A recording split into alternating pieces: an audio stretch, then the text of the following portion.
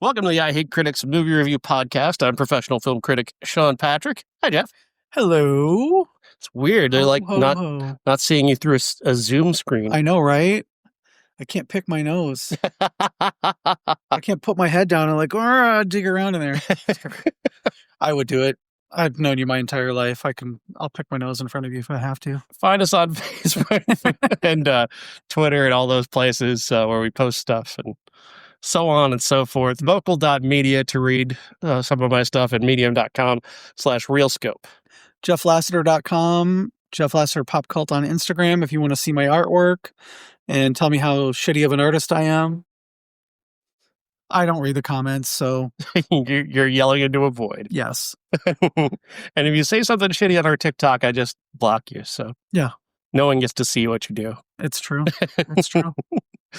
I honestly, anytime I've ever seen a shitty comment, I just delete it. Yeah. Like, if I'm in charge of it, you don't get to tell me anything. Right. Yeah, I hide for everyone and block. Yeah, that's what blocking is for. I love blocking. And everybody's like, oh, you don't want a discussion. No, you want to live in an echo chamber. No, I just don't. I don't want to talk to I wouldn't let you in my house to talk. I would not let people talk to me in my own house that way. Yeah. Unless it was like my relatives and we were just having fun, tapping on each other. But I wouldn't let a stranger talk to me that way. And why would I? If you walked up to me on the street and said, you suck, I'm not going to sit there and talk to you about it. Yeah. I'd be like, yeah, but for you, I charge. Some guy told me, so one time he was mad about something. He goes, you suck. And I'm like, yeah, but not you. He's like, I don't want you to give me a blowjob. I'm like, I know. I don't want to take your sister's job away from her. Oh, he got so pissed. That was great.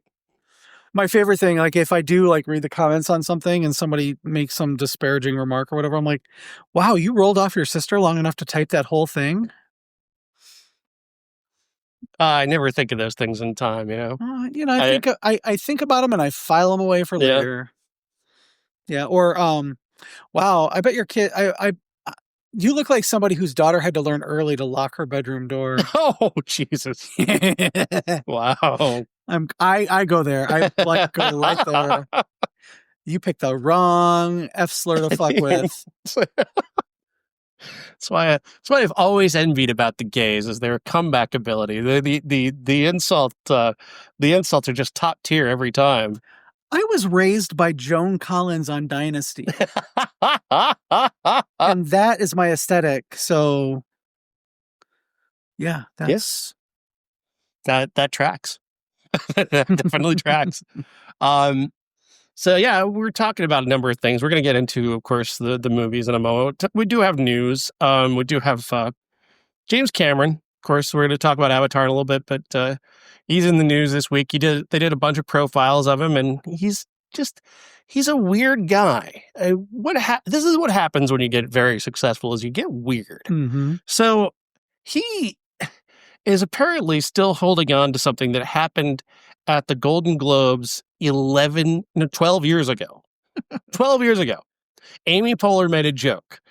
She was talking about Zero Dark 30, Catherine Bigelow's movie, being nominated, and there was some controversy about the way the movie portrayed torture. And Amy Poehler said, well, if I'm going to trust anybody when it comes to torture, it's someone who was married to James Cameron for 3 years. Solid joke. Yeah. Solid joke. But apparently he's been holding on to this now for 12 years because he had to call her out in a big New York Times profile they did on him. And it's like, dude, let it go. You won, man. You won life. I thought you were the king of the world. Shut the fuck up. Everything you've ever done has made you ridiculously rich. You can make whatever movie you want. Why do you care about this? Why does this matter to you? Go back to the Titanic. Yeah, you can do that.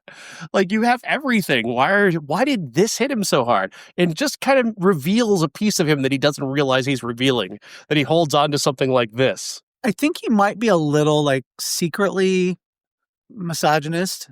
Mm, yeah. I mean, he does write really well for women characters.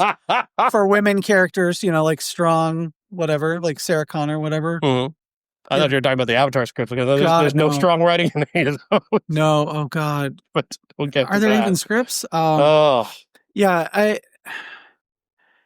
I think he has a secret misogynist side that he doesn't really express that often. Which would be typical boomer shit. You know, Yeah. most boomers don't realize that they're dicks. Yeah. they're results of the time of which they grew up. I understand that. It's not an excuse, though. I give boomers a little grace on that, because of how they were raised, and that's like. But I'm not going to do that for a fucking billionaire movie director. No, fuck like. You have everything. Why does this get to you? You have everything you could possibly want, dude. Let it go, man. Like, the other one is the Point Break thing. He was an executive producer on Point Break, which is Catherine Bigelow movie. She directed that. And he's talking to the Hollywood Reporter for another one of these profiles. And he's like, they talk about Point Break. He's like, yeah, the WGA screwed me on that one. I should have got sole screenwriter credit. It's like, what? Why do you care? It's Point Break. Let it go. You were at best an executive producer, which, let's face it, is a vanity title. An executive producer, even if he did make big contributions, like, it's Point Break. Yeah.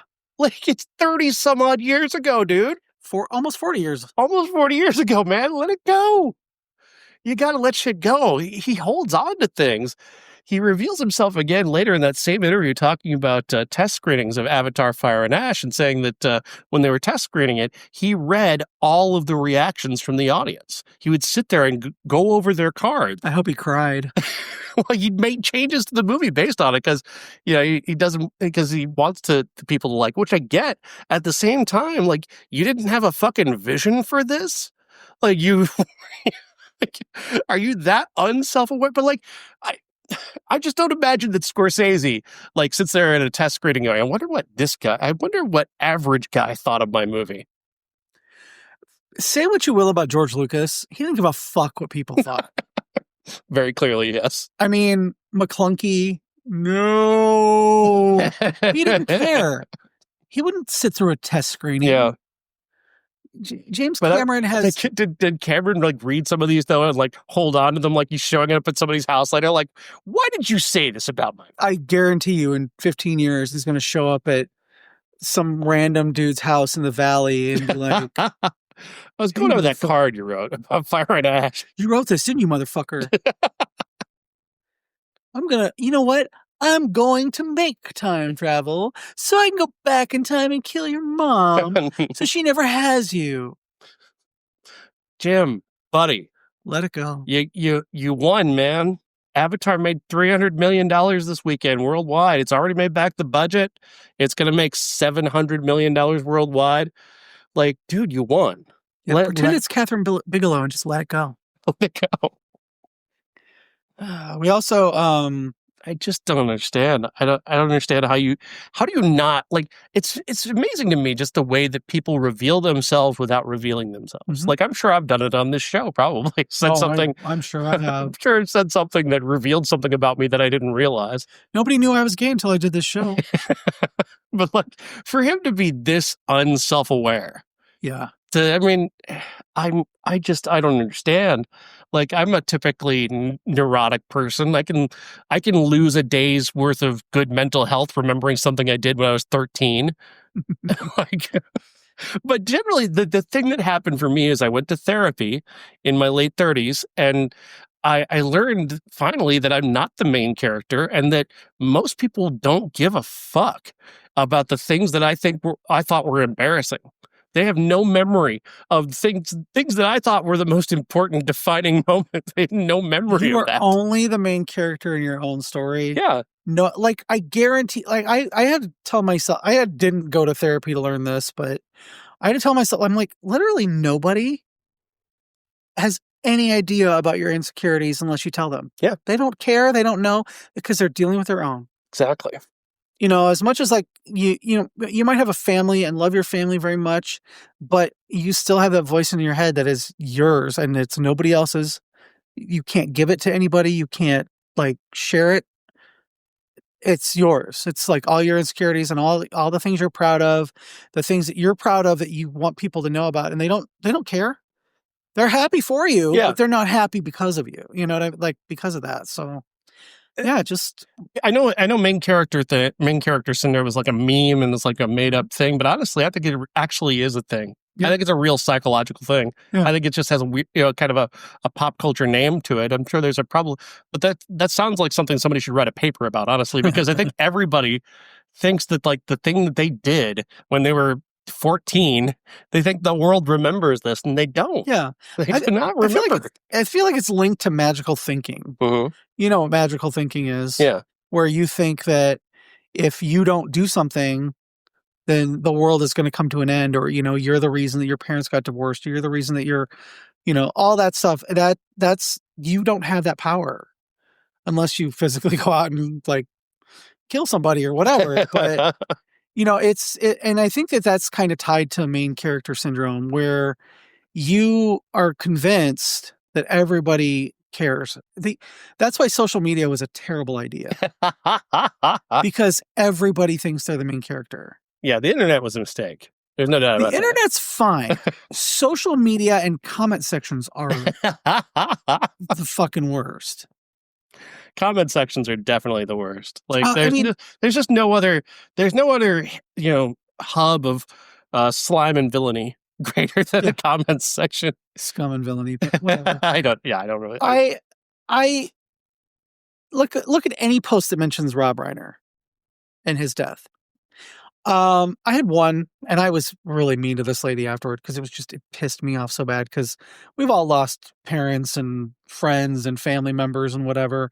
And she said, well, if he'd been a better parent, then he would still be with us. And I was like, well, if you had been a better sister, your sister wouldn't have died. Ooh. That kind of stuff. Mm. Now, I don't know this woman. Right. I just glanced at her profile, and she, talking about her dead sister. And I was like, how does it feel?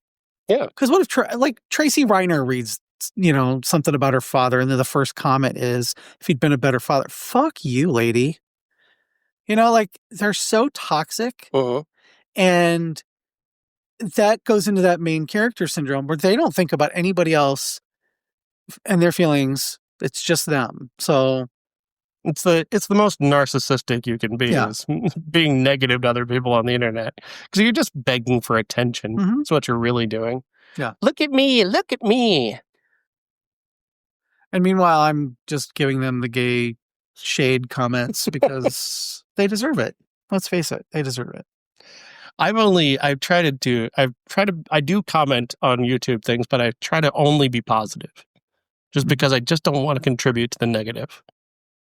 Yeah, I don't mind contributing to the negative sometimes. I mean, if somebody deserves it, but I generally a lot of YouTube creators I find are just good people doing good hard work, and I don't understand the people who can go on a comment section of somebody works very hard to do a well-researched piece of if I watch something shitty, I'll just turn it off. Right. You know what I mean?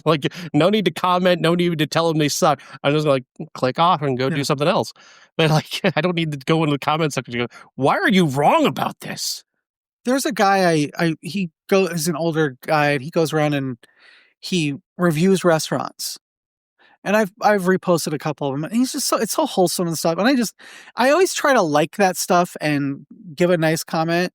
And then there's always one troll who's like, I hope you choke on it or whatever. And I'm like, I hope you choke on your dad's dick. That's the kind of negativity I like to spread, is attacking people who are attacking people. Uh-huh. Because why not? Because they deserve it. But, yeah, that's why I don't read the comments on any of my stuff, Mm-hmm. Generally. Why should you? Why should you? Don't give them any air. Yeah. If you comment on our YouTube page, I'm just going to block you. If you comment, it's actually poorly, if you say something mean. Yeah, I mean, if you make a shitty comment, I'm just going to block you and delete your comment. So you didn't get anything you didn't get your result. Nobody got to see what you said. Yeah. Some guy said something, he's like, you're just a fat tag or whatever. And I'm like, if you think that is going to insult me, look, girl, I've been fat my entire life, and I still pull more tail than you. And I'm not talking about your sister. You got a lot of sister shrapnel going around. Oh, yeah. Well, I think like the alpha quote unquote males, Mm. they generally hate it when you talk about their wives, their sisters, or their mothers. Yeah. That like drives them over the edge. Yeah, you say it and then you mute them and you mute the thread. Simple as that. And then they're just yelling into a void. Exactly. I like to imagine like when I blocked Adam Baldwin, that he just kept tweeting at me. Oh, he probably did. That guy's a fucking. Ugh. And I told one of my friends about our experience with Adam Baldwin, and they were just like, "I loved him, but I loved him," and I was like, "I loved him too." Yeah, I just don't take my abortion advice from the star of DC Cad. I don't know. Yeah, it's kind of how I roll. Yeah, my bodyguard is not going to tell me who I can marry. Yeah, so. Oh, that's fun. What? Oh, yeah, we were going to talk about James Ransone died. I don't know if you remember him from It Chapter 2, the Sinister movies, the Black Phone, where he played the brother of Ethan Hawke. He was also on The Wire and A Dirty Shame, John Waters movie.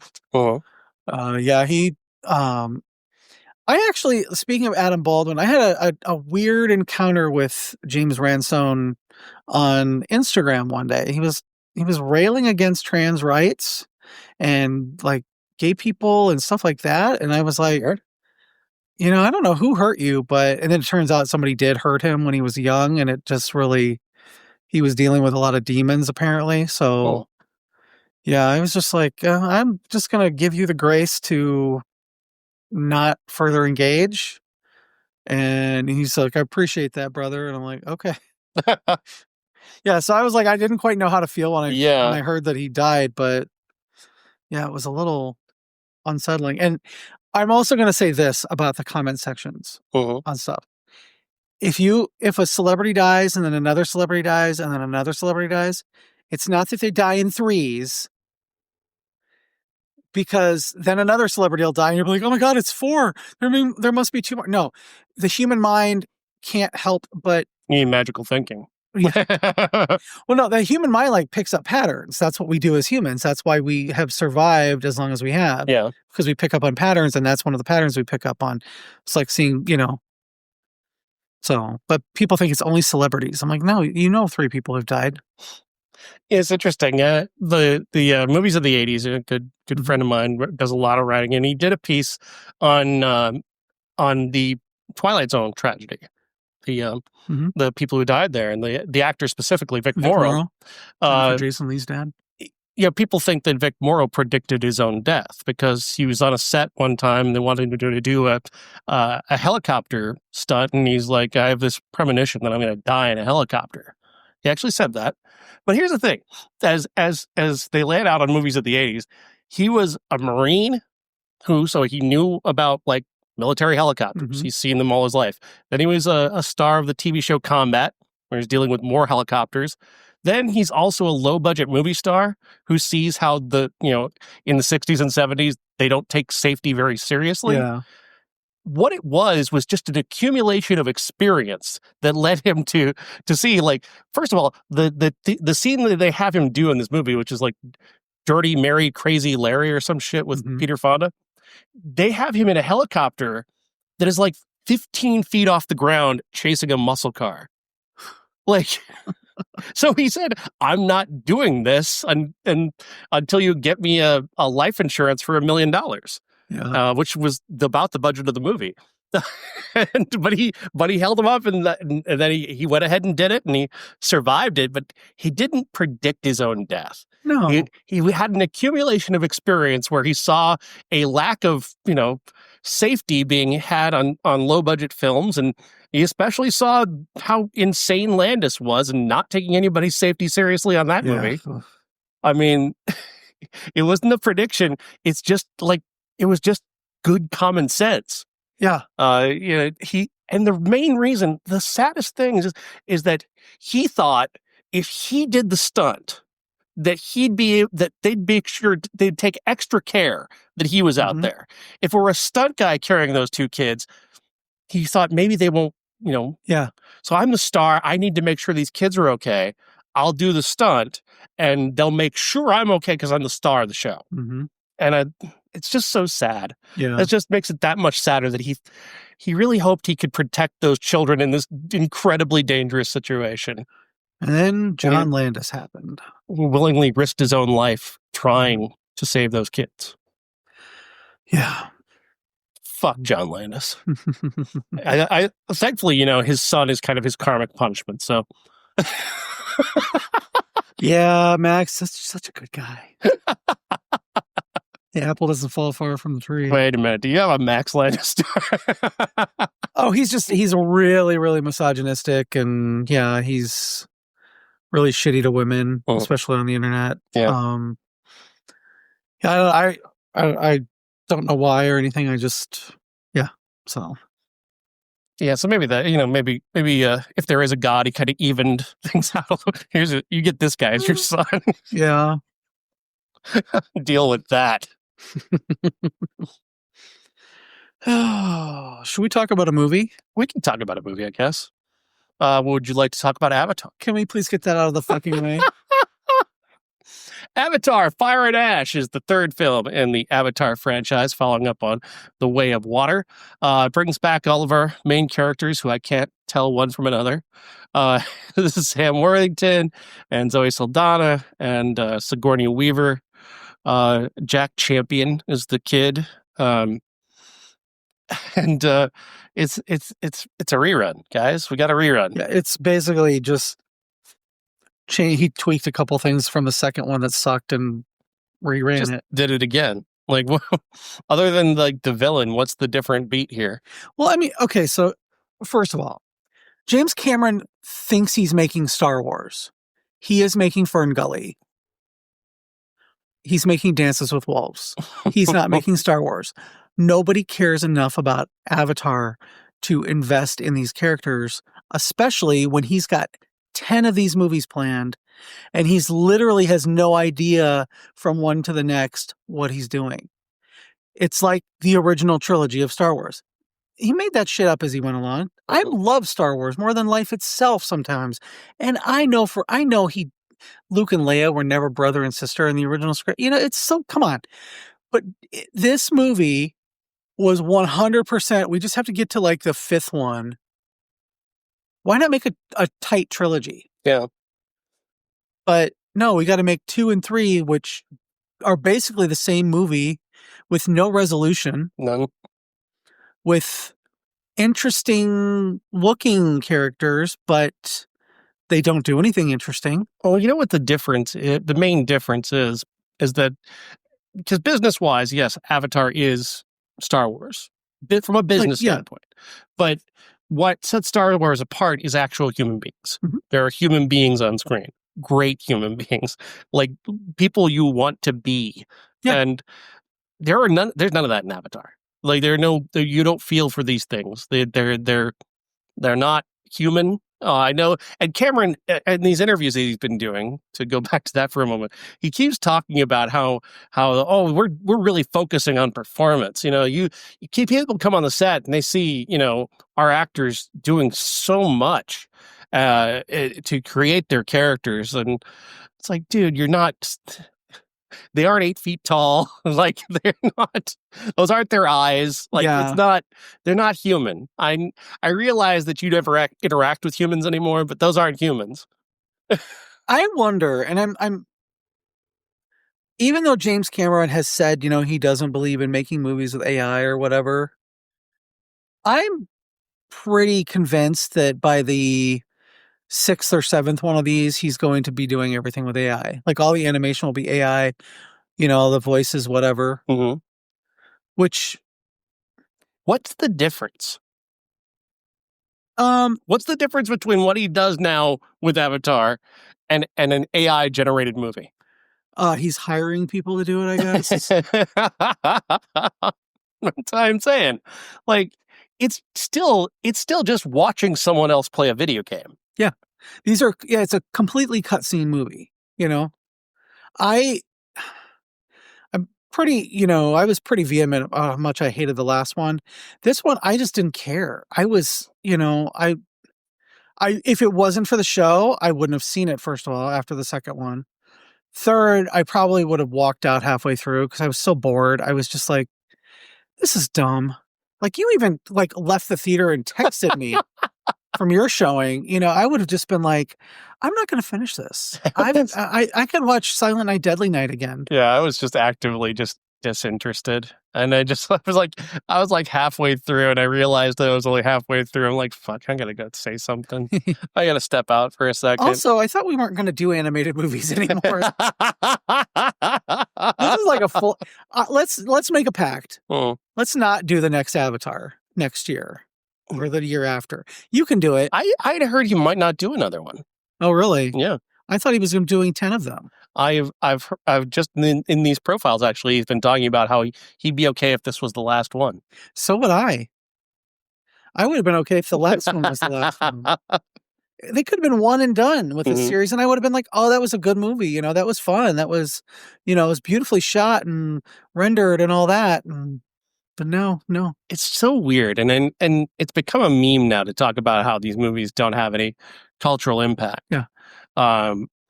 But like, what is the lore of Avatar that you care about? Because I understand the Force.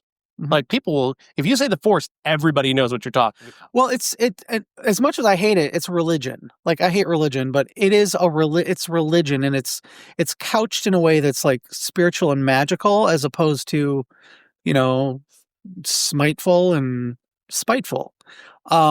So, you know, there's that wonder of magic and stuff that you get from the Force, whereas this is just like, and don't get me wrong, I am like all about the earth and shit, but that's what this is, you know, we have to take care of Mother Earth is what the message, I think, is.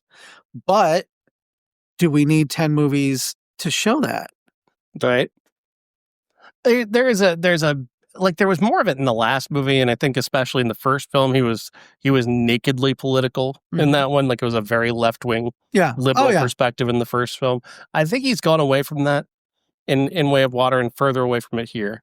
I think he finds the environmental stuff to be the safest political avenue to be in. Yeah. And that's just cowardly. I'm sorry, it just is. You're not wrong. I mean, it's just so, like, I would love to see him make something else with a better, you know, with the same message, you know, do something like the Terminator, you know, do something innovative and fun and interesting. But he's got no more Terminator. No, I mean that when that came out, that was so like groundbreaking and such an interesting story. Do something like that. Do something with, you know, with your ideas that doesn't involve 8-foot tall blue people that aren't people, that are just rehashing the same Fern Gully talking points. He fell so in love with the technology, and like, him and Zemeckis are the same way, where they're just Lucas, like they just want to get rid of actors. Like, if these pesky actors would get out of my way, I could achieve my vision. And Lucas, I mean, I love George Lucas. I think, you know, he did something singular with the Star Wars trilogy, the original trilogy, and even the prequels to a point, but he just, you know, he won the story out no matter what. And that's how Cameron is. It's the story. It's not the actors. It's not the characters. It's the story. So yeah, please don't make another one. Please. I beg of you. All this stuff does is like continues to remind me how incredible Spielberg is. Yeah. Because like, Spielberg is still dedicated to humanity, empathy. You know, he wants to have actual characters in his movies and human beings in his movies. He wants to work with people, and it just goes to show that he's like, that just makes him a better, more well-rounded artist. Yeah. Well, and he doesn't sequelize very often. You know, I mean, with the exception of Jurassic Park, he's not somebody who, like, he didn't make Jaws 2. Right. The studio did. You know, and you'll notice, like, once he had like the power that he has now, he stopped making Jurassic Park, other than slapping his name on it. Yeah, he's a producer, or an executive producer, which is a name only. Yeah, you know, I respect him way more Francis Ford Coppola, even though I didn't really like, whatever the Megalopolis. Yeah. I didn't like that movie all that much. It was still a fresh idea and it was something that he was passionate about. So I got what he was doing. Mhm. But James Cameron, he's going to make Avatar movies until he dies. And then he's going to he'll have it in his will. They're all AI prompts. I just guarantee it. Yeah. But he doesn't have there's no passion. And I think the profiles that you talked about, there's no passion there. He's just rehashing old stuff, whether it's old grievances with Amy Poehler or it's old storylines from the last 2 Avatar movies. He's just rehashing the past. And I wonder if that's it. Like maybe he read a review of The Way of Water and he's like, you say that's wrong with it? Well, I'm going to make it again. Mhm. I'll make Way of Water again and it'll be even better. Yeah, it wasn't. It sucked. The same goddamn movie. It's just I was actually sitting there doing I mentioned it to you in a message. I was doing a bro count, and it was like halfway through the movie, and I was already at 21 bros. Like the first word in the fucking movie is bro. And I know it's nitpicky. I know it's it's focusing on something that doesn't need to be focused on. But I can't help but wonder. These kids weren't born with the word bro. They're aliens. Where did they get the word bro from to begin with? Yeah. Was their dad calling people bro and they heard dad call people bro? He wasn't calling anybody bro in the first one. I don't remember doing that. No. But suddenly, all of his kids just say bro. Yeah. It's dumb, and it's like when you're talking to a teenager, like, bro. bro. Yeah, but that only exposes the emptiness of this because it's just to try and make his characters seem more relatable, and it's not real to how these characters would actually speak. Right. He's given no thought to that. He just wants to see if he can make them relatable. And it's they shouldn't be relatable. They're aliens. I know they're part human, but being part human doesn't mean slang. They'd have their own slang as aliens that they would learn from their fellow aliens. You don't have to humanize them. You have to alienize them. Yeah. And again, credit to Lucas. He didn't make Luke talk like a bro. Well, I don't think Luke talked like a kid in 1981. He talked like a kid who grew up on another planet. Yeah. He was whiny in the first one, but that was just because he was a whiny teenager. And but he didn't have, there was no slang. The only slang that he used was blast it, and that was an in-universe thing. So it's not, these movies, I wanted to watch I had the first one on Blu-ray, and as I was going through movies looking for another one, I saw it. I'm like, I wonder if I would want to go back and watch the first one. I got it when I worked at Best Buy for free, so I didn't pay for it. I was like, I don't think I wanted to. I have no desire to ever see another blue person. Unless it's Smurfs, and it's 1980s animation Smurfs, not the Rihanna Smurfette. God, no, never. Yeah. Never again. Or maybe Tobias Funke. Oh, he blew himself. Yes. David Cross is a fucking genius. He was. I just it's why is it 3 hours long? Why are we because he is incapable of cutting anything out of these movies because he loves them so much. This is he's talked about the first one. This is my this is my baby. This is what I've always longed to do, is this story and whatever. And I'm like, well, if you're gonna do it over 10, I'm not watching 30 hours of fucking Avatar. If you're gonna do it over 10 movies, they're gonna have to be do a TV show. It's the fact that Avatar is so successful actually makes me look down on humanity. I know I'm being a dick. I'm being an elitist dick. I apologize, but this feels like watching your cat chase a flashlight on a wall. You're just sitting there watching the pretty pictures. It's pretty pictures. Isn't it amazing? It's so pretty. I'm not gonna yuck anybody's yum. Okay, if you like it, you like it. That's fine. But I think most people, and this goes for Star Wars, this goes for Marvel, this goes for DC. Most people that go to the movies to see these big movies, they don't go because they love movies. They go because it's familiar and they want to shut their brains off a little bit. They don't, if Doctor Doom and Tony Stark end up being the same person in Doomsday, cool. All right. Well, I'm going to go and, be mean to some liberal on the internet. But that doesn't affect them the way it affects people like us who love movies and who love the lore and the, behind the scenes stuff. So I don't really fault people for going to see it because they're on break and it's a 3-hour movie. Somebody said, "Oh, we watch the Lord of the Rings every Christmas break," and somebody's like, "Why?" I said, "Because they're long." I did not say. I said people watch it because they're long and they have all this time to fill when they're not in school or at work. I get the Lord of the Rings, though. I do. I think there's a lot more. I think Peter Jackson's taking his characters far more seriously. Oh yeah. And giving them depth and giving them experiences that feed into their story, whereas this doesn't seem to do that. This just seems to repeat action beats over and over and over again. And they're not CGI. Yeah. Yeah. And I get it. There are some CGI characters who are really very realistic and very well done, and you get the performance from them. Say what you will about Jar Jar Binks. I believe that Jar Jar Binks is right there. I don't believe any of these blue people are there because of the fact that they don't interact with, humans except for like very few minutes out of a 3-hour movie where they're fighting, they don't interact. So there's nothing to anchor them. It's like watching a cartoon. Yeah. And there's this mushy emptiness to all of Avatar for me. Cause I'm not sure what it is that he's trying to say with this. I really don't. I don't get it. I mean, criticizing American imperialism is, perfectly valid thing, but you should it should be pointed at something. And it's not. It's not pointed at anything.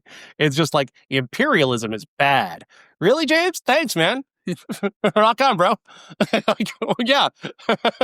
No shit, Cameron. Way to take a stand. Yeah, right. It's bad when America projects its power across the world. Yeah, you're right. Thanks. It's also bad when you kill people. Yeah. I'm coming out hard against killing people. Bravery. Give me a fucking award, man. Yeah. Yeah. I don't care if there's another one of these movies. I don't want to see it. I will quit the show. I'm just kidding. I love big epic stuff like, Star Wars and Marvel and Star Trek and all that, but it just it holds absolutely no sway for me anymore. I don't care enough, especially after the second one. I hated the second one. It didn't have anything to say. It was just, we're going to move to a new place so we can, I want to animate water. So we're going to do a water one. I feel like he's, and now he's doing like, this one is called, Fire and Ash or whatever. And it's like, just dude, if you wanted to make the last Airbender, just do that. Like you could, did they just keep you from getting the rights to the last Airbender? Is this your revenge on the last Airbender? Probably. Because isn't that what he's doing? Isn't this Airbender? He's really mad at M. Night Shyamalan. He's basically, I think somebody told him no once about getting Airbender. He's like, fuck it, I'm gonna make my own then. Because that's the cartoon I know is a beloved story. I've never seen it. I can't say if it's good or not, but people I like it and say a lot of good things about it. So I'm fully believe that there's like a great deal of, good things to that. I think somebody told him he couldn't have it, and so he just went ahead and made like a cover version of it. Because the beats seem very similar to me.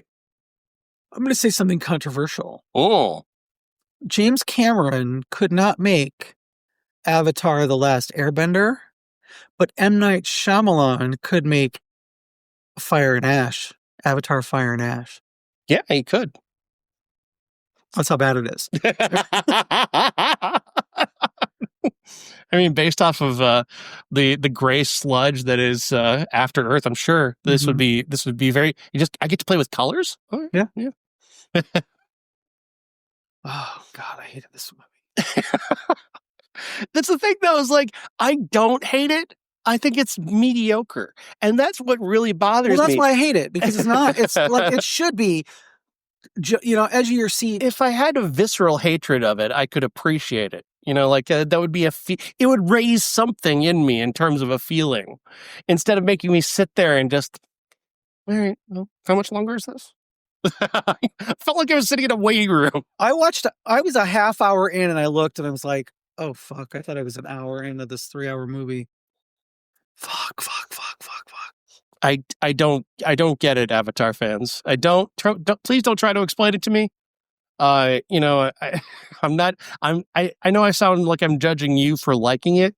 I'm sure you have your reasons. I just don't care. Mm-hmm. I can't give a fuck about this. It has no heart to it whatsoever. I see the money.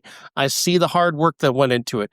I don't care. It's like a computer. Like, I appreciate a guy who builds a great computer. You did a fantastic job, but I'm not going to sit there and watch you put it together. Yeah. I have no interest. Yeah.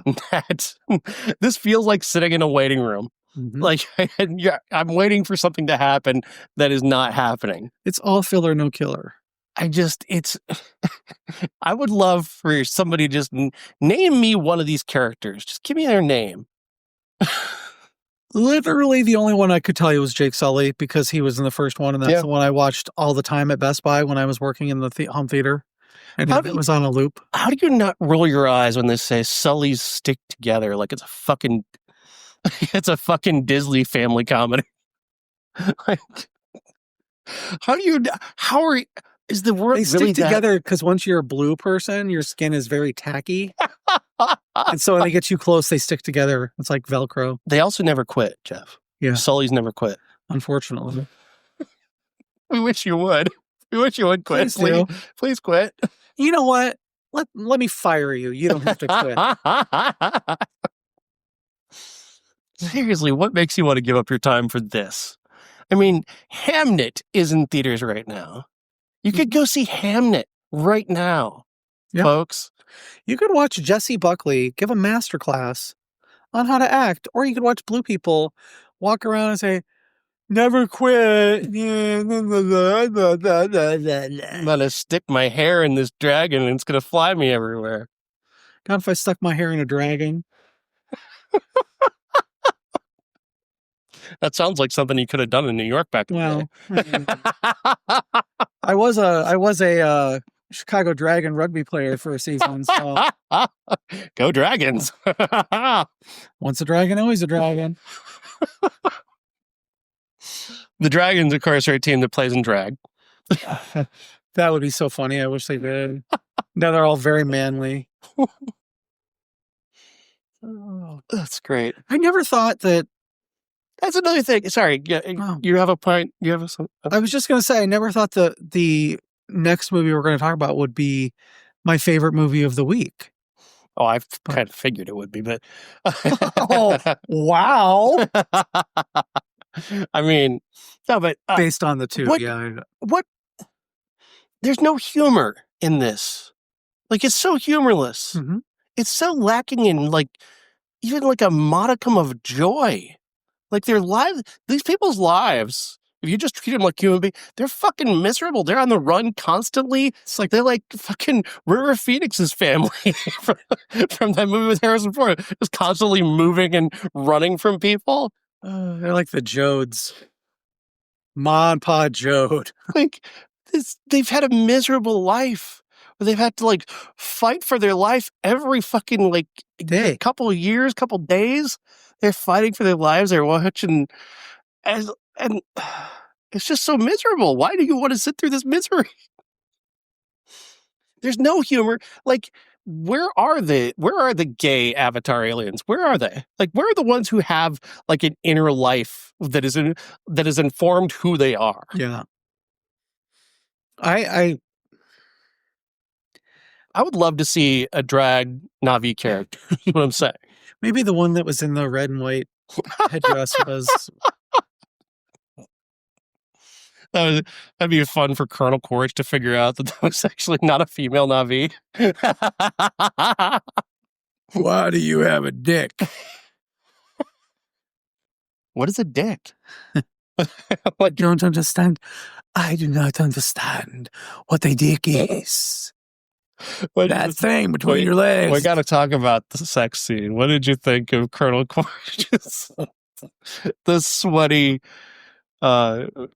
dream sequence love story that people, they call it horny avatar. Hornitar. It was horrible. It was gross. Oh. It was like watching your parents have sex. Only somehow worse. That uncomfortable. Yeah. I think that woman's a good actor. From what I could make of her, obviously. She's definitely she's committed, with the way she speaks and, the motion capture clearly shows that she was giving a very physical performance. But yeah. Probably would have been better if she were an actual human being. I might find it more interesting. Yeah, just... Like, I don't even know what Colonel Quaritch is. Like, the fact that I can remember his name is even surprising me right now. But told you his name. But like, I don't even know. Did he lose is his body gone? Did they blow up his body? Okay, see, I didn't know. I think I totally forgot that. I think it's in the last one because I was wondering that too. I'm like, I think maybe his body died in the last one. Also, can I mention how much I fucking hate the trope of somebody falls off a cliff, the other person grabs them, and then another person has to grab that person. And first, okay, I hate that trope. I'm so fucking sick of that trope. I never ever want to see it again in a movie, but I'm sure we'll see it 15 more times in the Avatar movies because it happens every Avatar movie. Second of all, the animation in that was just, it was like, what's a really bad CGI movie? There was just like shots from The Phantom Menace, that weren't quite finished. It was like when I watched the unfinished Minecraft movie. That's what it reminded. It was like everybody was flipping around and, swinging. It was so bad. Poorly done. What is anyone's arc in this movie? Or this entire franchise? Like Jake Sully just goes from being noble hero to nobler hero. Yeah. It's not a journey. No.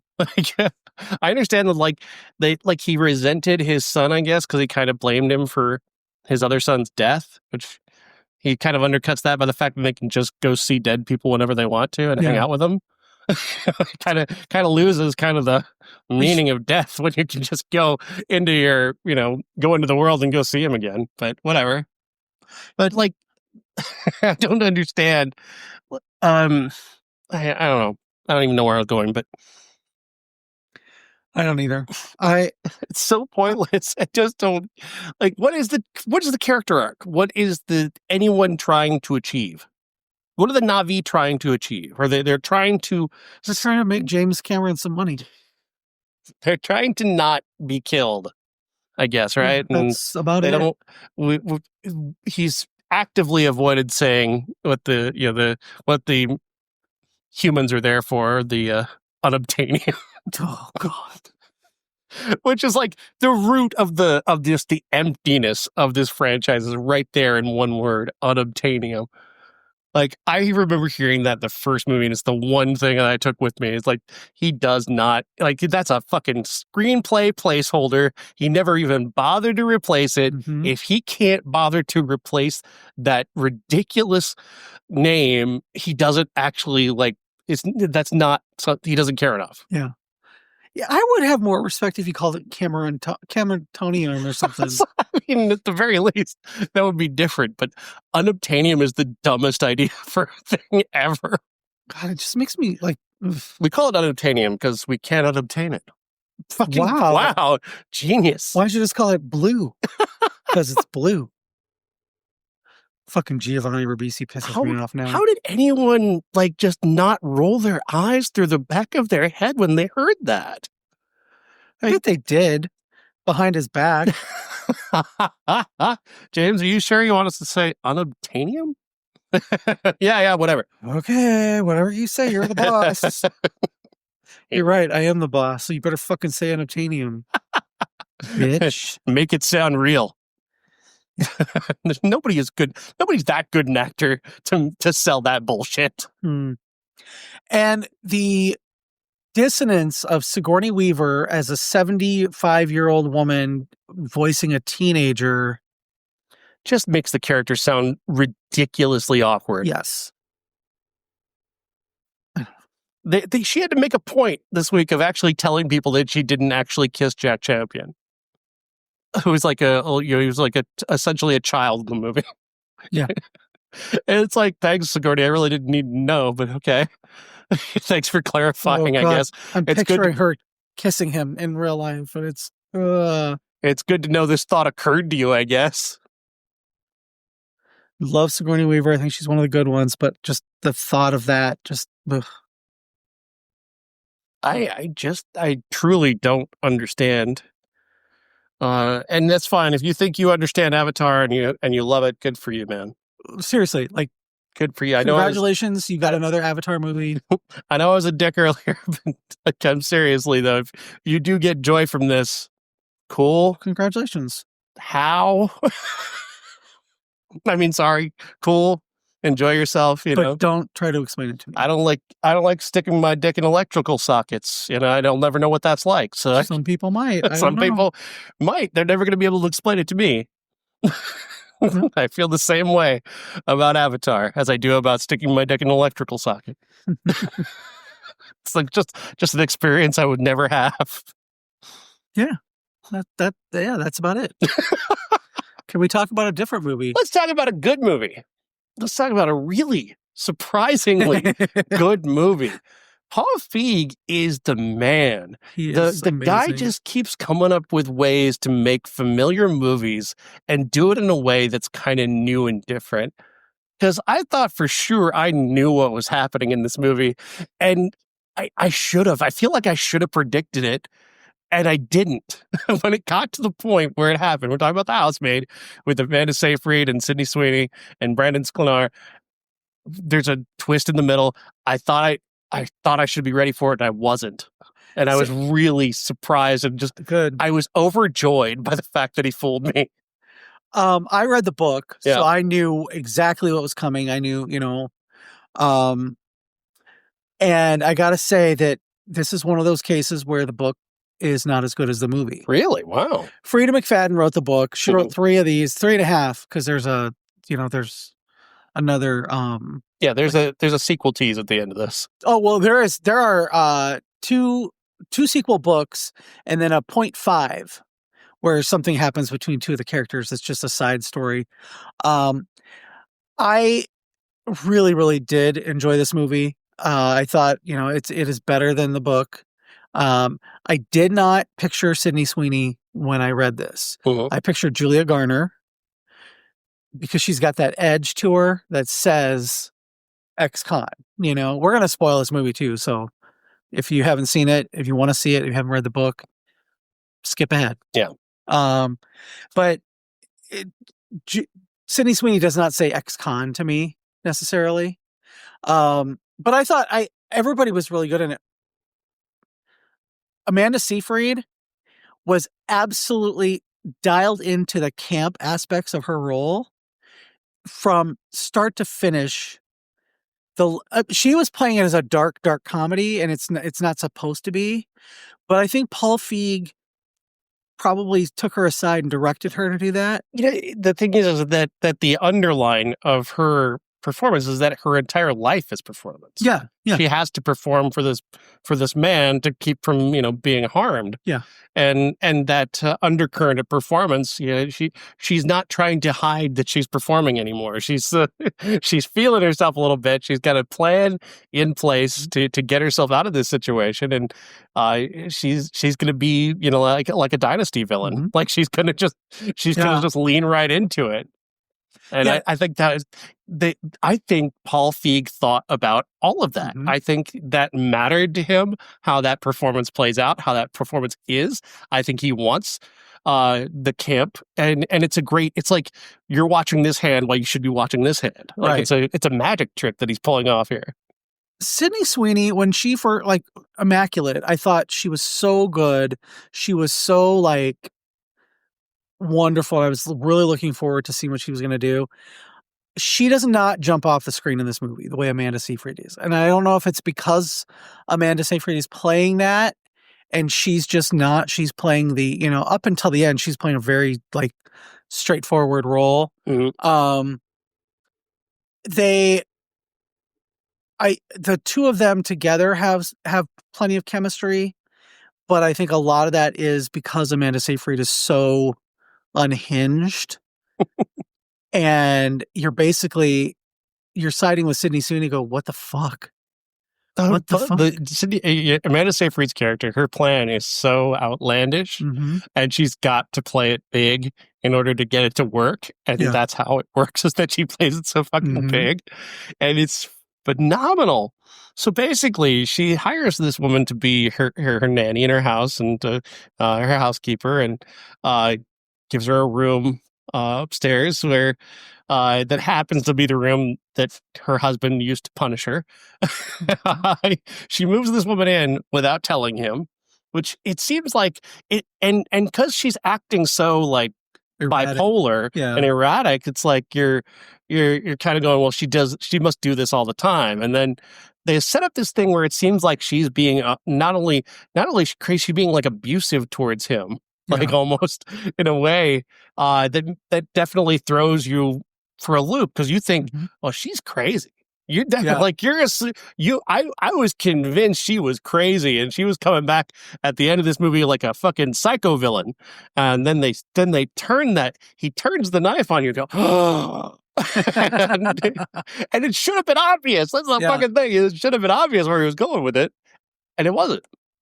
The thing about Frida McFadden books, and I've listened to a bunch of them this year just because I just want audiobooks all the time, and she always had a twist. There's always some sort of like twist to the book, and I did not see this one coming at all in the book, and I love the way they handled it in the movie. The ending of the movie is a little different than the book, and I feel it's better. It's kind of a simple favor. Also a Paul Feig movie. The performances that he gets, and with those, that twist and whatever in there, is like, he's a master of that to me. And when the twist does come up, I was like, okay, how are they going to play this? Because you could play this super campy, or you could play this really poorly. But I thought the juxtaposition between Sydney Sweeney being locked in that room and Amanda Seyfried in the hotel room jumping up and down on the bed, like singing and dancing and having fun, was just the perfect way to do it. So it hit me about the time that she was still sitting in the car and seemingly like she was crying, and then she's like slowly lets it into this massive like exhale of breath and then laughter. And then it's the closest I've seen to Gone Girl since Gone Girl. Like that moment in Gone Girl where you realize that Amy's still alive is just so. She just nails that moment so beautifully, and the Fincher's direction in that moment is great. This is that level of good that Amanda Seyfried is playing in that moment, and I was just that just delighted me so much, because like I said, when it happened in Gone Girl, I was like, no fucking way. I also read that book before I saw that movie. I gotta stop doing that, because I would have loved this twist. Like the twist in this one. I would have really enjoyed that. If somebody told me they predicted it, I'd be like, yeah, I get that. Yeah. Because like I feel like I should have. And that's really what's feeding my excitement, is that I didn't see it. I was so sucked into the whole thing. I didn't see the twist coming. That she was an abused wife who has finally turned the tables on her husband. She's brought in this woman who she vetted perfectly in her head to be just the kind of woman that's going to appeal to her idiot husband and his the way he views women. She needed somebody to take her place to get her a chance to get out of there. She basically just profiles Sydney Sweeney and brings her in as this perfect representation of exactly what he's going to want.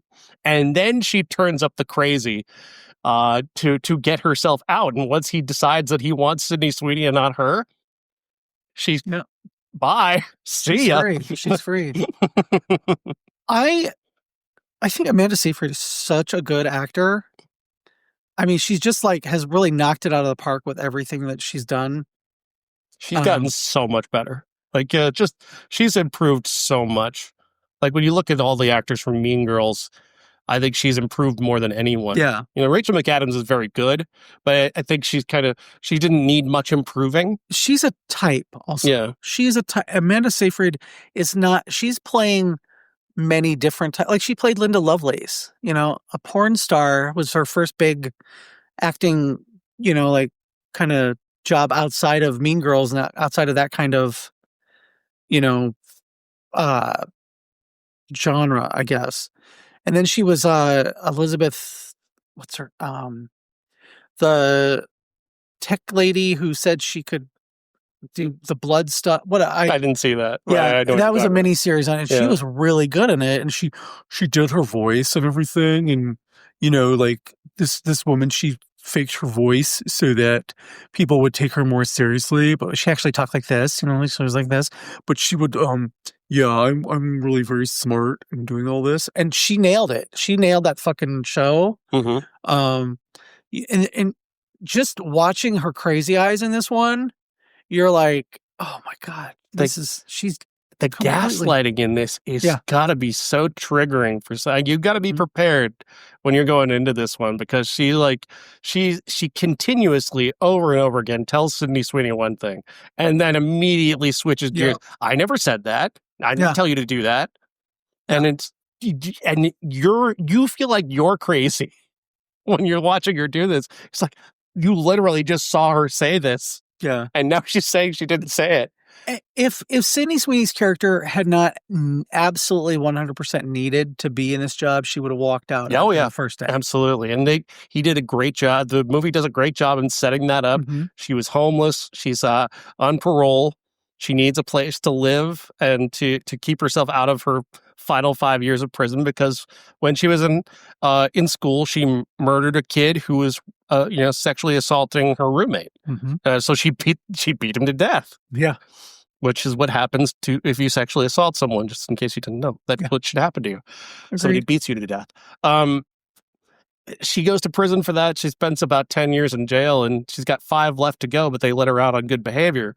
But she can go back and just like that if she doesn't, get a job. And so she's in a desperate situation, and she really didn't even think she was going to get this job based on the fact that she's an ex-con, and she didn't mention it.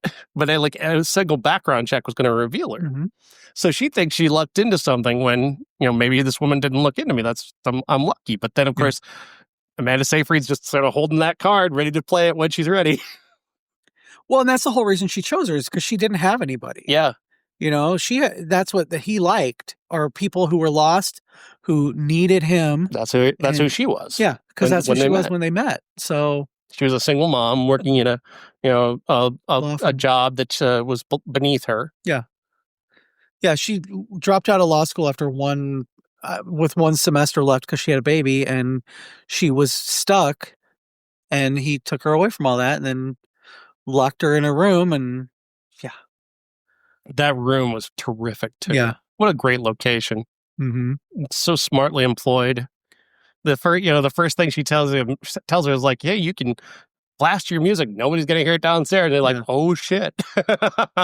And they do. They are really good at dropping the clues. Yeah, what's actually happening. It never feels like heavy-handed exposition.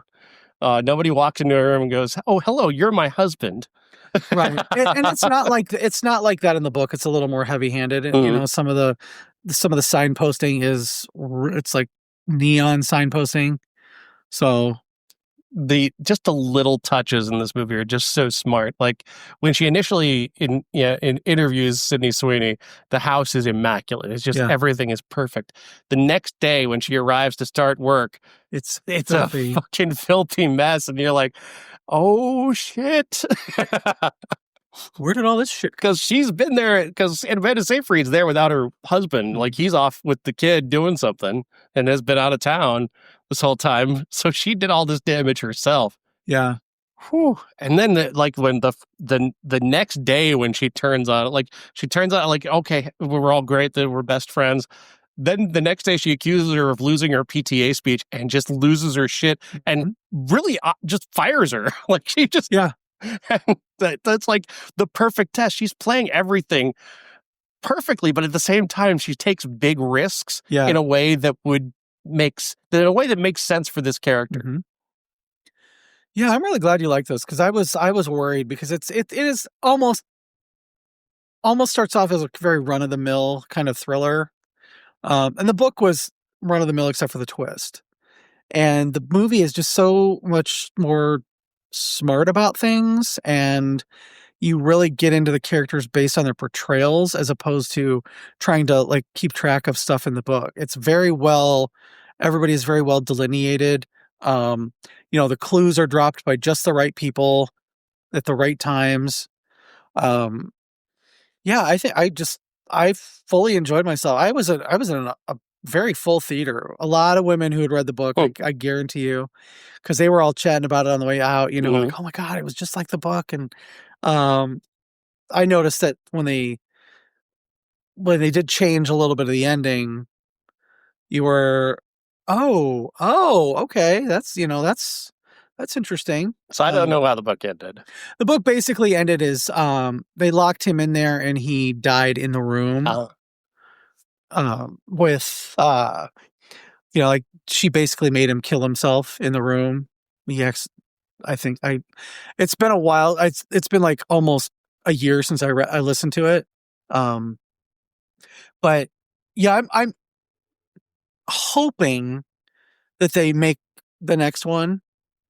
And I mean, the Amanda Seyfried character doesn't really factor into it in the second one, which is going to suck.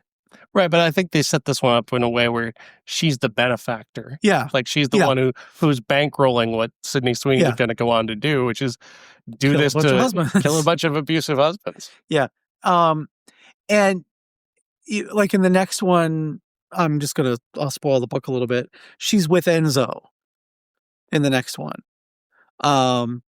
And he's part of it because he was part of it in this one, and you find out why he's part of it. And that's a very interesting story. So I hope that Paul Feig does another one, just like he did Another Simple Favor. Yeah. So both of those movies are great. Yeah. He's amazing. Like, he's like Hitchcock without being creepy. Like, in terms of like personal creepy. I mean, when you talk about a Paul Feig blonde, you're not talking about it the same way as he is. He's Hitchcock if Hitchcock was a really nice guy, a very talented, great nice filmmaker. Guy. Yeah, great talented filmmaker. Real creep. Yeah.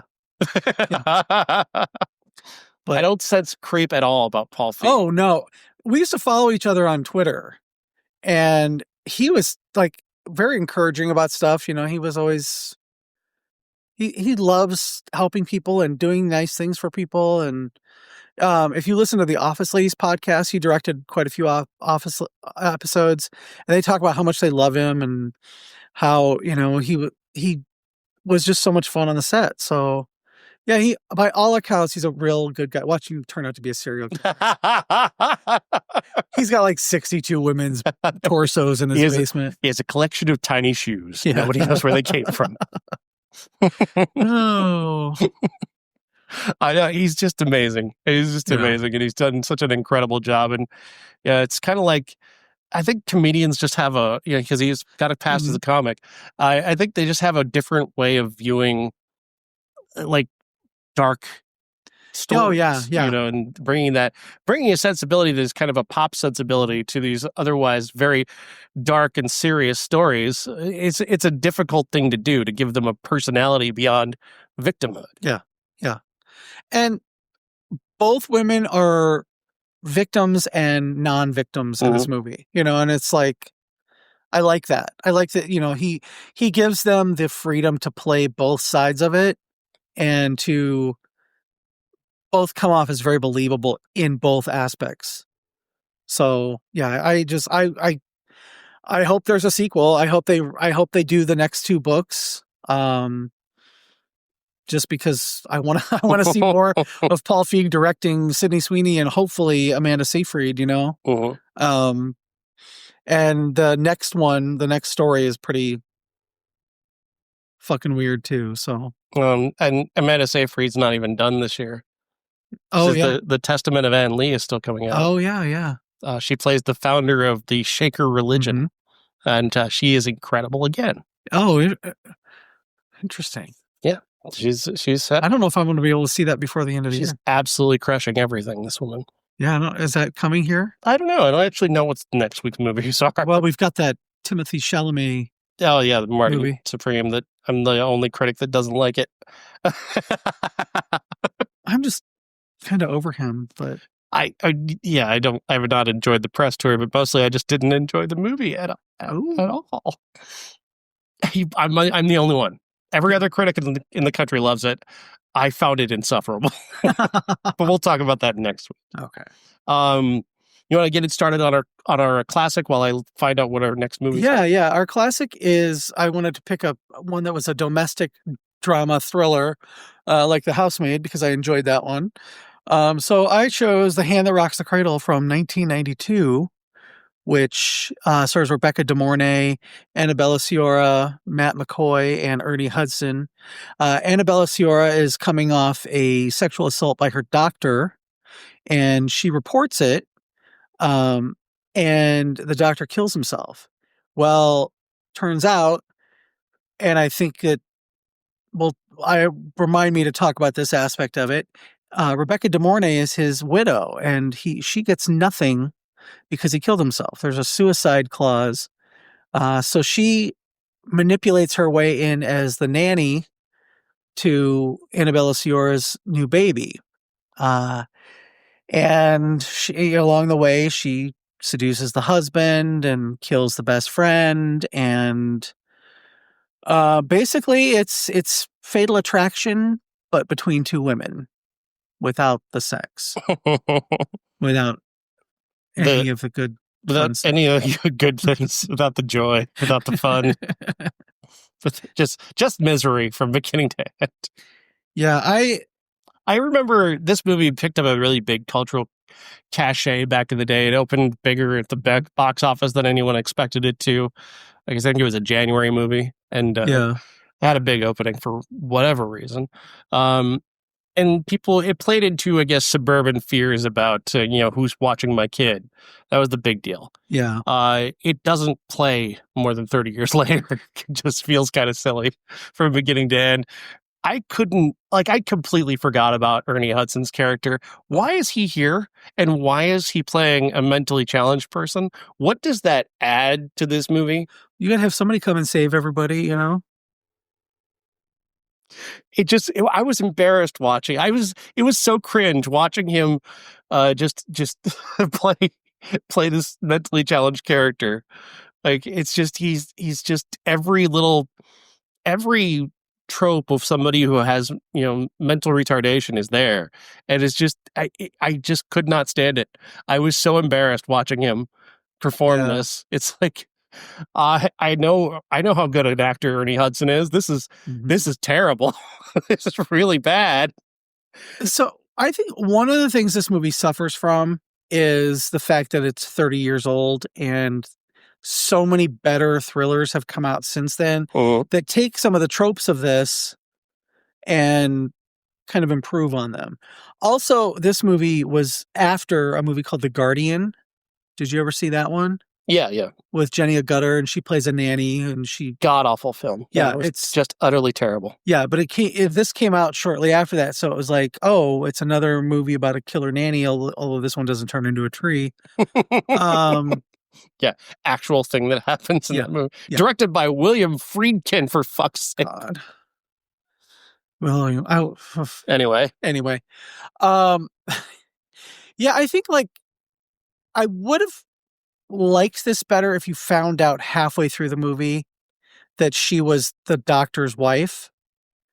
That, that she was not. If you found out at the beginning, it kind of, there's no real. You do find out. I guess I didn't mean to say if, but you find out at the beginning, and there's no mystery to where she comes from and why she's targeting this family or anything. And I feel like if you'd saved it for later in the movie, if Julianne Moore had figured it out, and then she goes, and then when she gets killed by the falling glass of the greenhouse, um, if she had told one person and that person comes back later and, tells Annabella Sciorra, this is what, and then Peyton kills that person too, right in front of her or whatever, I think that would have been a better reveal.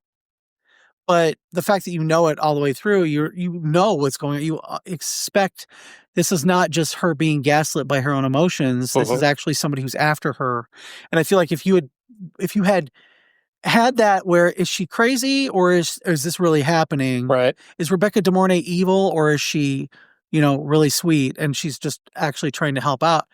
I feel like that third act reveal would have helped it a lot. Yeah, I think it also would have helped. It would have helped believability if she'd gone to a doctor that wasn't John Delancey. Like, I think you kind of have to expect a little sexual assault when your doctor is John Delancey. Well, see, I see him as your Eugene Bradford from Days of Our Lives. So, really? Yeah. I see him as Q on Star Trek. Yeah. Well, what's funny is, okay, so on Days of Our Lives, he played Eugene, and he met Calliope, who was played by Arlene Sorkin, who recently died, who was Harley Quinn, who the character of Harley Quinn was created for Arlene Sorkin because of Calliope. Isn't that funny? Cool. She's just kind of a wacky character, like Harley Quinn was, and her and Eugene fell in love, and they were just quirky and fun, and to see him playing somebody who's like digitally molesting Annabella Sciorra is gross. The whole way that scene is directed, like it's just so oddly directed to try and, like, it's pushing you to see how creepy this is. Yeah. And it's like it's not needed. We don't need to see this. We don't need to see. We just cut away after he cut away to after it happened. He could have literally introduced himself, said a few things, cut away to her coming in the house crying and shaking and whatever. Like the forcefulness of it, of that scene. You also get that. Did it happen or did it happen? Yeah. Like it's setting it all up. So is she might be crazy. I think that's a better. I always she do also this. like never reacts to him killing himself. No, Annabella Sciorra doesn't. She's react. Not happy. She's not sad. He's not getting his justice. I would have been mad about that, but it would have really set it up. Is she imagining all this? Right? Is it? There's also like they're so desperate to try and frame this family as the good guys versus the evil woman, which granted, okay, fine, she's a killer, whatever, but like they over egg the pudding because it's like they're not even suing him, like she's the one victim who isn't trying to sue him, so it's not about money, and it's like there's a whole plot thread right there that you could use to create further motivation. Like Rebecca Mornay's not just here for revenge; she's also coming for the money. Yeah. And why isn't she going after one of the women who's actually suing him? Yeah. I honestly, like, I put it on last night and I've seen it a few times over the years and I didn't feel any real need to finish it. So I put it on while I was laying in bed and watched about 3/4 of it. And I was like, I remember this movie, It's just so heavy handed. Yeah. It's just every scene lays everything on too thick. Right. And Annabella Sciorra, she's good in many things. She's not good at this. No. She's a very bland character. You don't get a real good sense of her inner life. Mm-hmm. I don't think the director cares enough to give her any kind of real character. Yeah.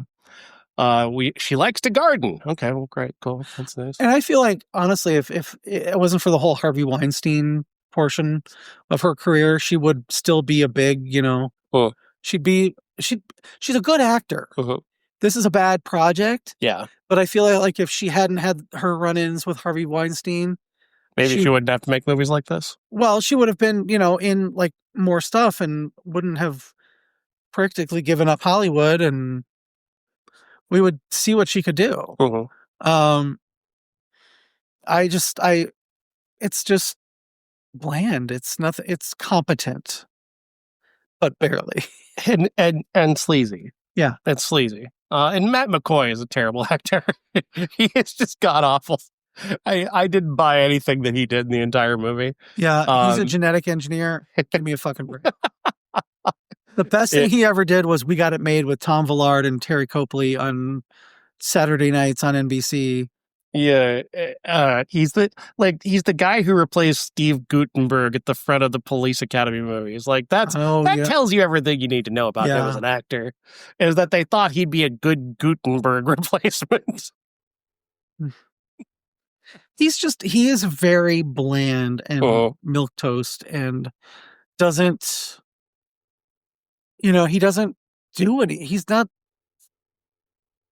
He's like Adam Scott without the talent. That's true. Oh. Without the comedic chops and the gravitas of Adam Scott, you get Matt McCoy. He's pretty. He's got really nice eyes, but that's an amazing point, because every time anytime I think about Madam Web, I think about him, because he's for some reason, it's not because he's trying to stand out. He just looks like he has a character to play. Yeah. He looks like he has a life at home. Like there's something in his face that communicates to you a genuine human being who has interests and things he cares about. And there's so many times, like Annabella Sciorra, she gardens. Yeah. What is her inner life? What is it that she cares about? Like, I don't sense a fully rounded human being. And I don't blame her for that. I blame the screenplay that just wants to get to the fun stuff. I almost feel like they made her a gardener, so she could build a greenhouse so they could kill somebody that way. Yeah. Because it's an interesting way to die, but... And, I could say Julianne Moore is certainly the wrong actress to pick for this, because she's way more interesting. She would have been great as the Annabella Sciorra character. Yeah. Like the second she comes on screen, it's like refreshing. Like she's got life behind her eyes. She's got, she's saying fun things. Yeah. She's like, I want to watch her. Well, okay, this is right around the time she did Body of Evidence with Madonna. And she was the one that, was the interesting one. Shortcuts, she was like the best of the best in that cast. Even though she did a Bottomless, which is just hilarious. But, it's like she's just elevates her role in this, because it's not it's a thankless. It's a stock role. She was definitely going to, she had dead meat stamped across her forehead. Yeah, yeah. And she would have maybe elevated if she was the main character, but not much would have really helped this. No, I just don't think that. I think the only thing that this director cared about was getting to the Curtis Hanson. Yeah, of course. He's got such a weird career. Yeah, it's like this was a prestige thriller when it came out, because you had Annabella Sciorra, who was coming off of some really good stuff. You had Rebecca De Mornay, who was pretty well respected it was being painted as a comeback for her, because she was in Risky Business and then a lot of stuff and then this. Yeah. And especially after it became a hit. Yeah. I mean, I liked it 30 some years ago, but it does not hold up, especially after you see so many people and so many thrillers do this better.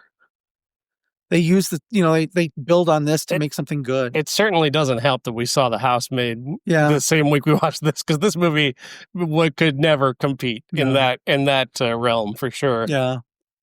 Yeah, I really loved The Housemaid. I was surprised, because Sydney Sweeney has been really up and down for me. I think she's incredible. Yeah. And I know people are, he's a Sydney Sweeney fan. He likes her boob.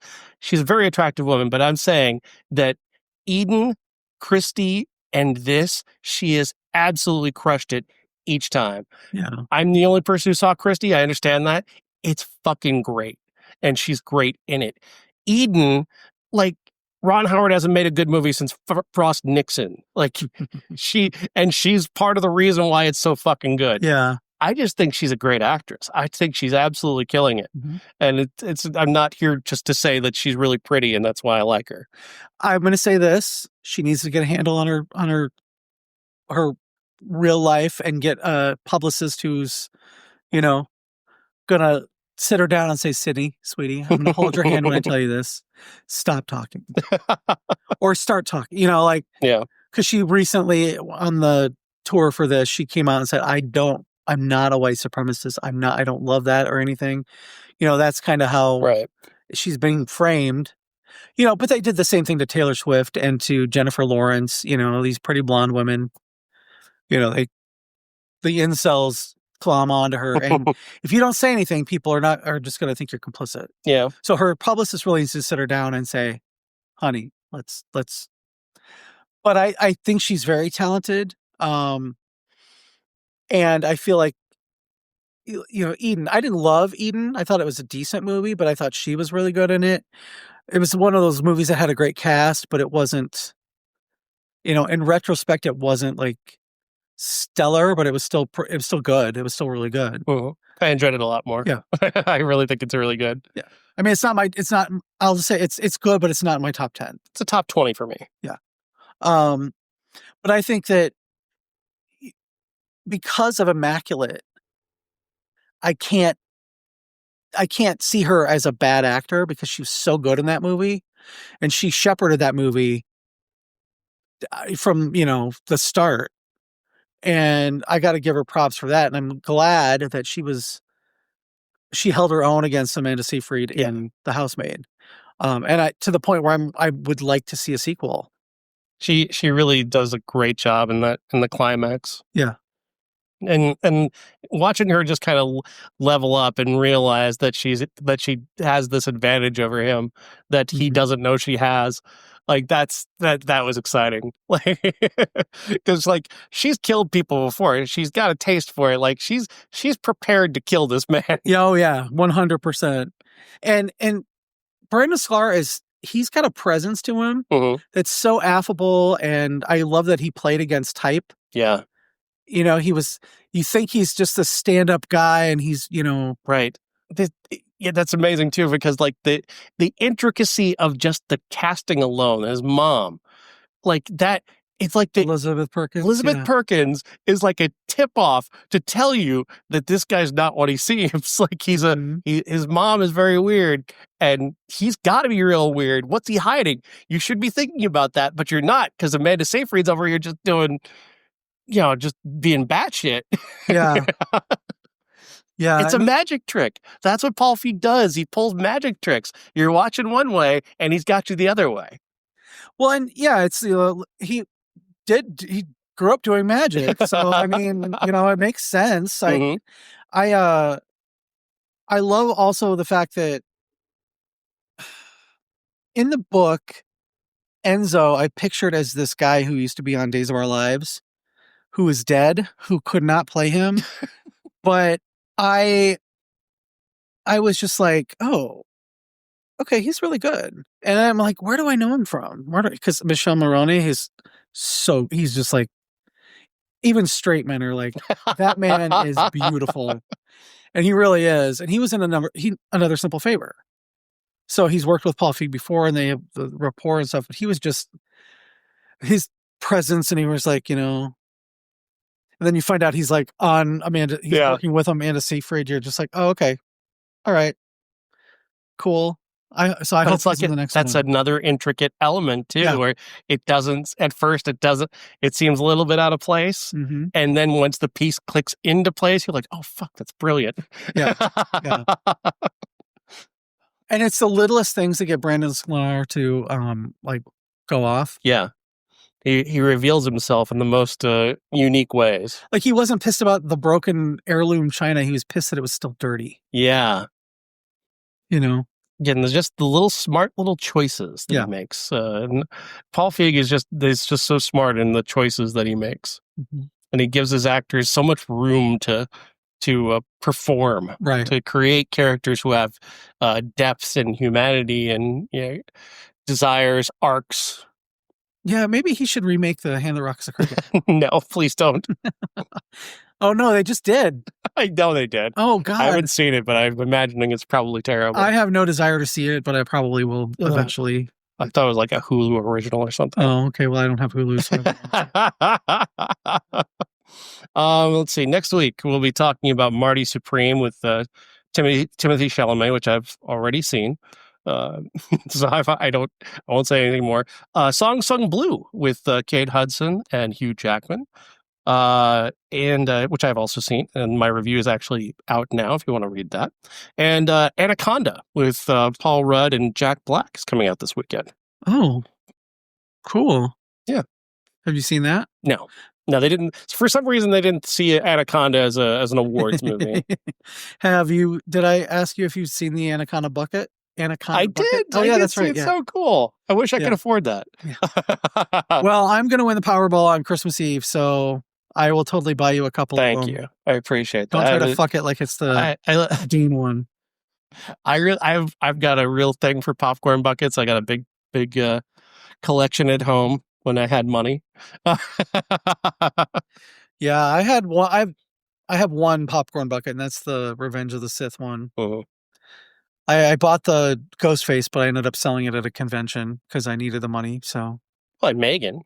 Oh, and Megan, yeah. Megan is like, I have her next to my desk. So the best comedy of 2025.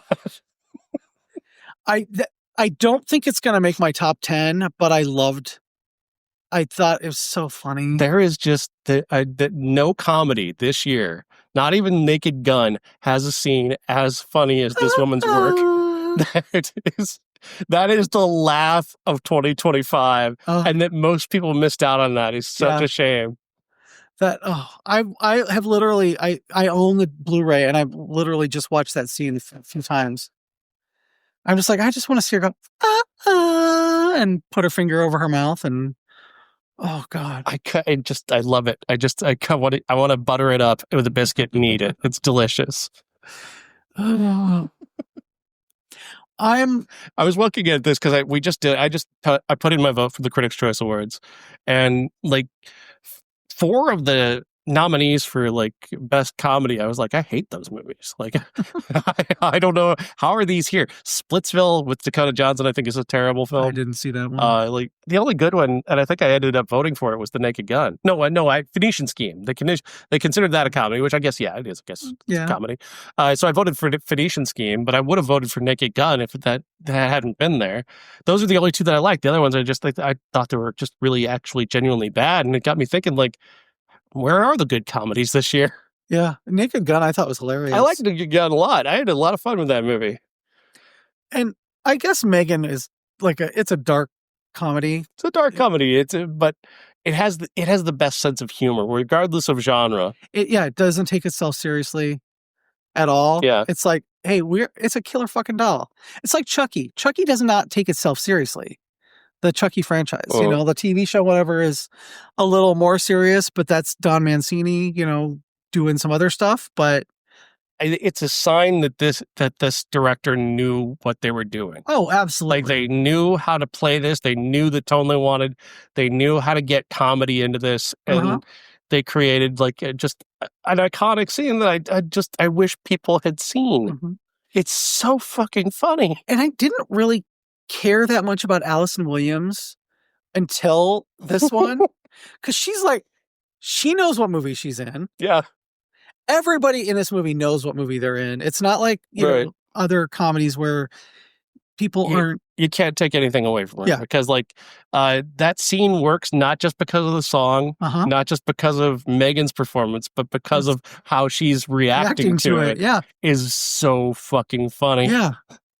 This mixture of just shock, confusion, and just being over it immediately. Like, it's all like if she was wearing a neon sign on her head, it would say "What the fuck?"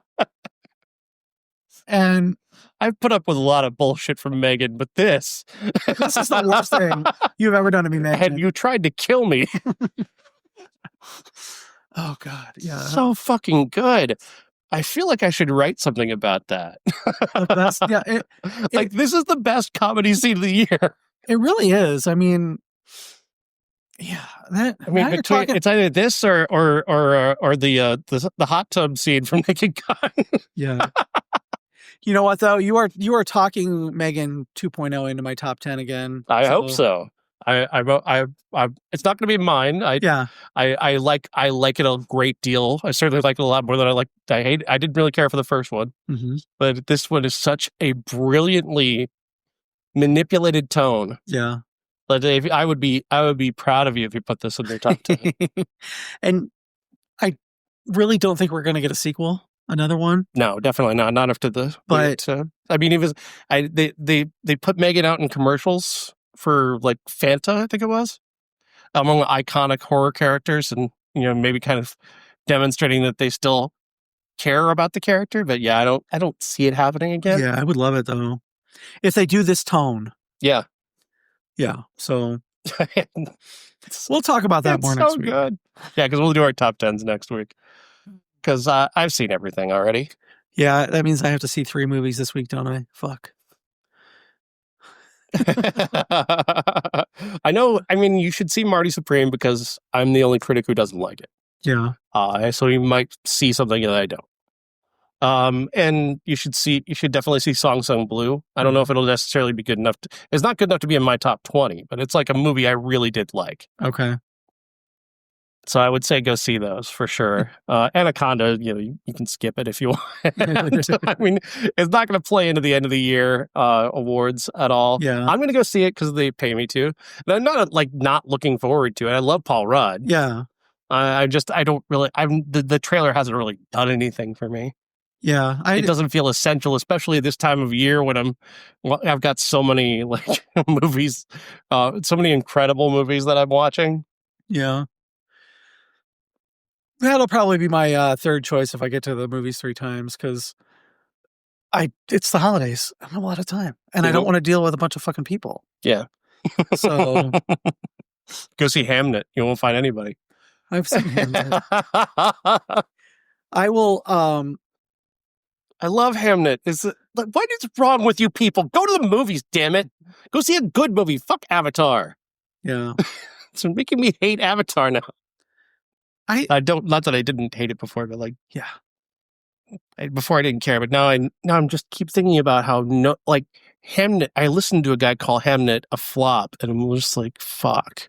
Are you fucking kidding me? And he's not technically business-wise wrong, but Hamnet will get a second life once the awards get going, because it just won Best Picture from the Iowa Film Critics, because I was among those who pushed for it.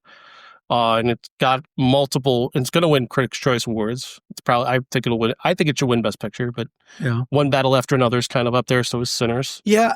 And what's funny is I was going through my top 10, and One Battle After the Another hasn't even cracked my top 10. Because it's not, I don't think about it.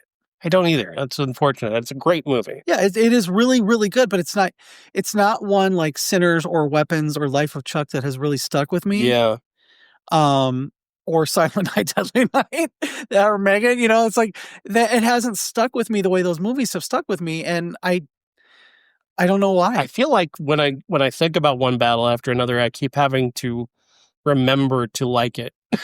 You know what I mean? Yeah. I keep having to remember how good it is, and I don't need to be reminded why I love Life of Chuck at all. That movie is transcendent. Yeah. Hamnet's the same way. Sinners is the same way. I'm probably giving away my top movies already, but everybody stopped listening 20 minutes ago. When we started talking about Megan again, you're like, oh, fuck this. No. Yeah. We're the only Megan 2 Stan podcast. So next week we'll talk about Megan 2 again. Yeah, we'll talk about Megan. We'll just keep talking about that scene until people watch the movie. Mm-hmm. We're gonna rescue Megan. Yes. Bring her back. Bring her back. Oh wait, that's another good movie. Anyway. Yes. All right. Good night. Good night.